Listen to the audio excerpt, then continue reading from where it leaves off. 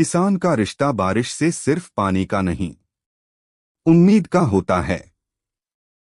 लेकिन जब बारिश धोखा दे जाए, तो क्या एक किसान हार मान लेता है? नहीं। यही कहानी है रामू की, और उसकी आसमान से की गई एक जिद।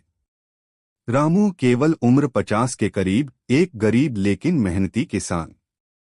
उसके पास सिर्फ 2.5 बीघा जमीन थी और एक पुराना बैल, बीवी धनिया और 2 बच्चे, मुनिया 8 साल और गोपाल 13 साल।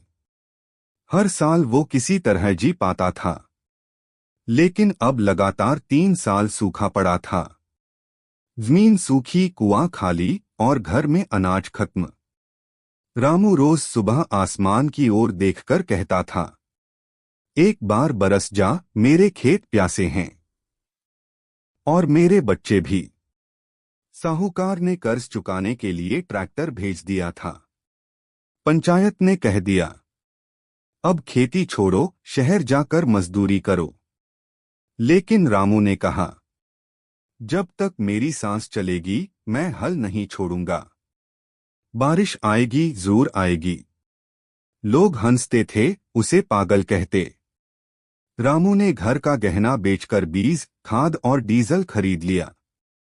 पत्नी ने रोते हुए पूछा, अगर बारिश नहीं आई तो बच्चों को क्या खिलाओगे? रामू बोला, अगर किसान डर गया तो खेत भी डर जाएंगे।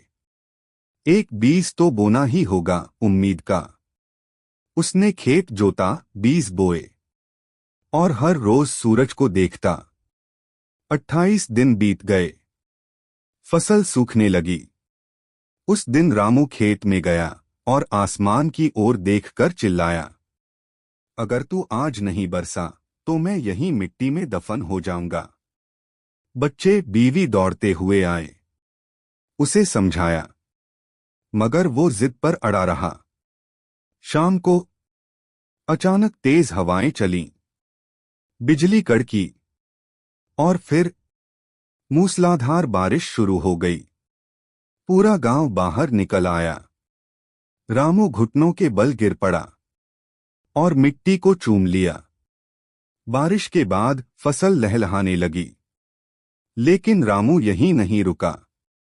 उसने गांव के कुछ नौजवानों के साथ मिलकर वाटर हार्वेस्टिंग टैंक बनवाया, जैविक खाद का प्रयोग शुरू किया और मंडी में सीधा माल भेजने की स्कीम शुरू की।